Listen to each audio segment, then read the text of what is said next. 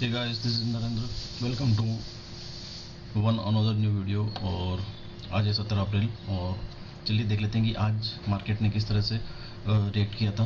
तो सबसे पहले देखिए, ये है निफ्टी का चार्ट. और अगर आप मेरा यूट्यूब वीडियो कंटिन्यू देखते हैं तो देखिए, मैंने एक चीज़ आपको बोली थी कि ये 23,200 का जो लेवल है, 23,250 के आसपास का जो ये लेवल है, ये बहुत इंपॉर्टेंट है. ठीक है, और इस लेवल को अगर मार्केट सस्टेन करता है, मैंने आप अगर देखेंगे तो मैंने ये कहा था कि अगर इस लेवल को सस्टेन करता है मार्केट, तो फिर मार्केट अपसाइड के अंदर मूव करेगा. और वो मैंने क्यों बोला था, उसका लॉजिक भी मैं बताऊंगा अभी आपको.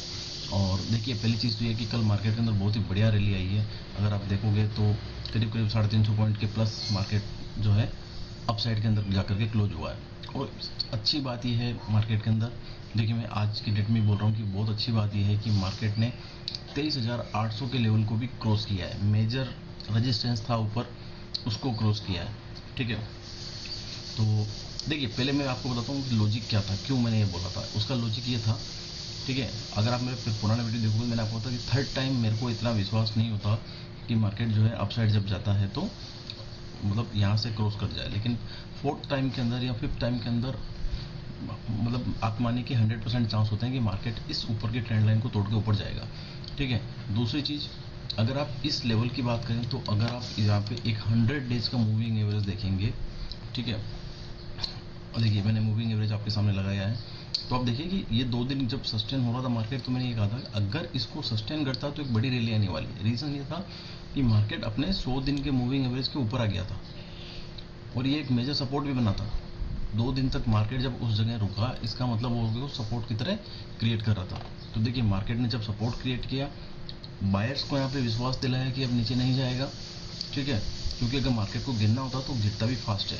लेकिन जब टैरिफ वार वगैरह जब ये सब चीज़ें हो रही है और 90 डेज का जब पॉज मिला है, तो बायर्स को ये विश्वास हुआ कि यहाँ से मार्केट ऊपर जा सकता है. और जैसे ही उसने सपोर्ट क्रिएट किया, देखिए कितनी बड़ी रैली जो है कल देखने को मिली है.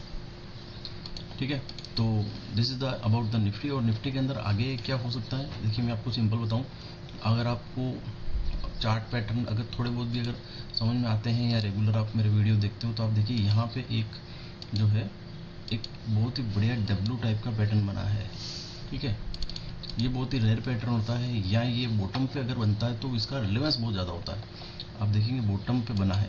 ठीक है, तो बॉटम पे बना है, इसका मतलब क्या है कि मार्केट को जो है, अगर मार्केट इस हडल को क्रॉस करता है, हालांकि ये हडल क्रॉस हो गया है, और अगर ये इसको कल की डेट के अंदर यहाँ पे कोई रेड कैंडल नहीं बनती है, ये रेड कैंडल नहीं बननी चाहिए, बिकॉज अगर रेड कैंडल इमीडिएटली बन जाती है तो वापस थोड़ा सा यहाँ पे एक टाइम पास कर सकता है मार्केट. यानी कि ये 23,800 और 23,300, ये 500 पॉइंट की जो रेंज है, इसके बीच में कुछ दिन तक मार्केट रह सकता है.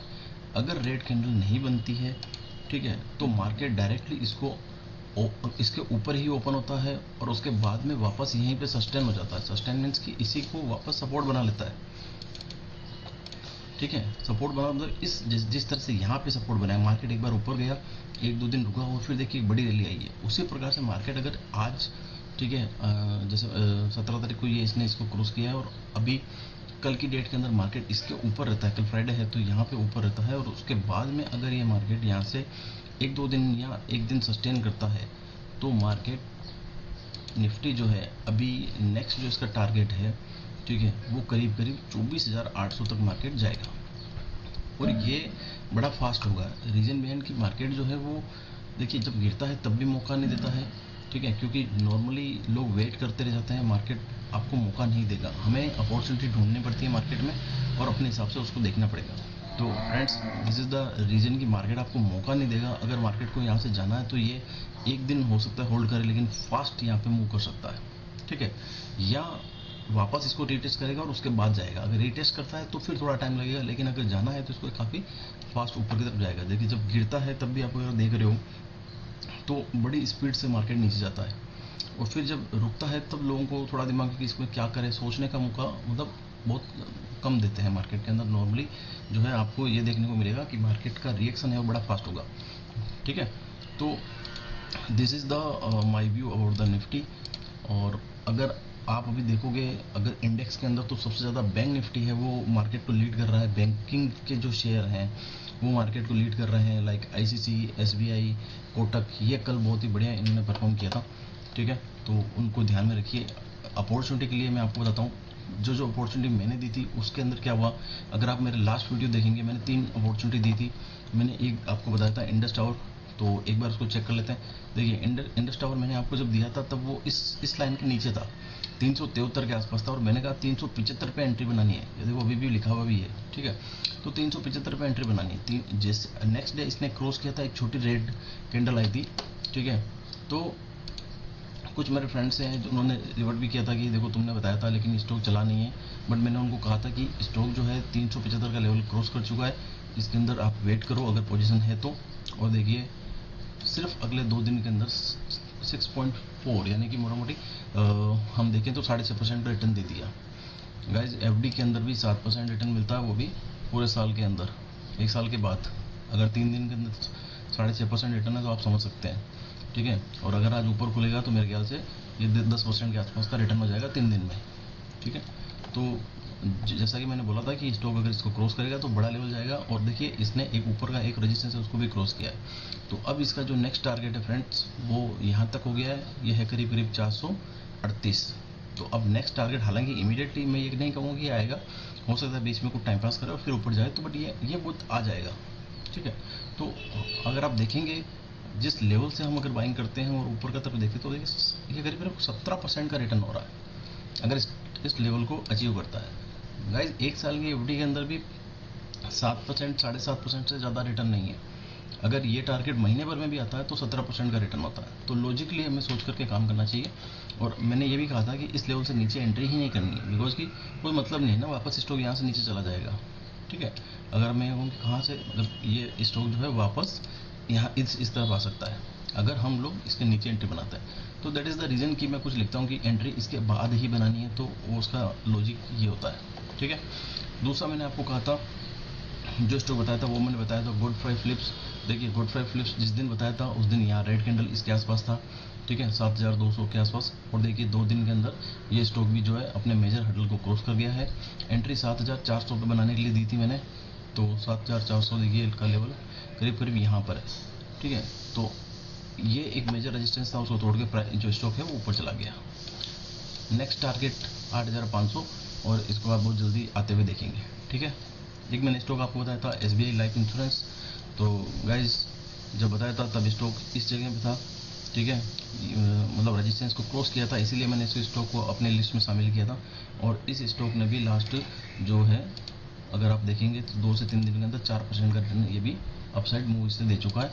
और अभी भी फर्स्ट टारगेट जो मैंने आपको बताया था कि फर्स्ट टारगेट जो है करीब 1700 का है, तो ये भी आप बहुत जल्दी इसके अंदर देखेंगे। और सेकंड टारगेट 2000 का। तो फ्रेंड्स अपॉर्चुनिटी जो मैं बता रहा हूँ, ठीक है, ये कहीं ना कहीं कुछ लॉजिक के पीछे है, टेक्निकल एनालिसिस करके मैं अपनी स्टडी निकाल करके उसके बाद में आपको शेयर करता हूँ। तो अभी आज के लिए क्या, आज के लिए 2 अपॉर्चुनिटी है, उसको ध्यान में रखिए। सबसे पहले अपॉर्चुनिटी है एसबीआई के अंदर ही, एसबीआई का ही दूसरी एक सेकेंड किया, एसबीआई लाइफ हो गया। उसके बाद में अभी हम लोग जो है बैंकिंग सेक्टर के अंदर एसबीआई लाइफ इंश्योरेंस को ध्यान में रख सकते हैं। गाइस एसबीआई लाइफ इंश्योरेंस के साथ में एसबीआई बैंक भी बहुत ही बढ़िया परफॉर्म कर रहा है, और इसने कल की डेट में अपना एक मेजर जो हडल था या रेजिस्टेंस जिसको बोलते हैं वो इसने क्रॉस कर लिया है। अभी इसके लिए नेक्स्ट टारगेट जो है वो करीब 875 के टारगेट्स हैं जो इसके लिए ओपन हो गए हैं। और ये स्टॉक अगर यहाँ आ चुका है तो देखिए डायरेक्टली तो कभी कोई स्टॉक नहीं जाता है, धीरे धीरे कुछ हडल्स लेकर के ये स्टॉक जो है ऊपर की तरफ चला जाएगा, और ये 875 के टारगेट अपने को अचीव हो सकता है, ठीक है। तो इसको ध्यान में रखिए। 775 के बाद ही मैंने इसको अपनी वॉच लिस्ट में रखा हुआ था कि अगर इसको क्रॉस करेगा तो मैं इसको अपॉर्चुनिटी में आप लोगों को बताऊंगा, तो वही हुआ है। और दूसरी चीज़ लॉजिक समझिए, स्टॉक 875 के रेंज को टच करके वापस डायरेक्ट देखिए, मतलब इसमें सीधा स्टॉक यहाँ तक पहुँचा है 721 के लेवल पे, वापस इसने ऊपर की तरफ कोशिश की 1-2 बार और फिर और नीचे चला गया, करीब करीब ये 675 के आसपास नीचे गया। उसके बाद में स्टॉक ने वापस अपसाइड लिया, एक सपोर्ट क्रिएट किया। देखिए यहाँ पे कम से कम 6 से 7 कैंडल, 6 से 7 कैंडल का मतलब स्टॉक कम से कम 10 दिन की रेंज के अंदर रुका है। 3-4 दिन हॉलीडे होते हैं बीच में, तो 10 दिन तक इसने टाइम पास किया है, तो नीचे नहीं गिरा।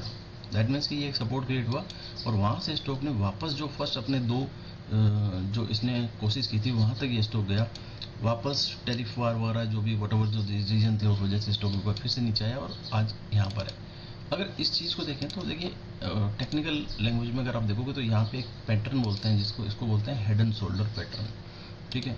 तो अगर आप ये पैटर्न देखेंगे, ये पैटर्न भी बहुत रेयर होता है और इस तरह के पैटर्न जब मार्केट बनाता है या कोई स्टॉक बनाता है तो उसके अंदर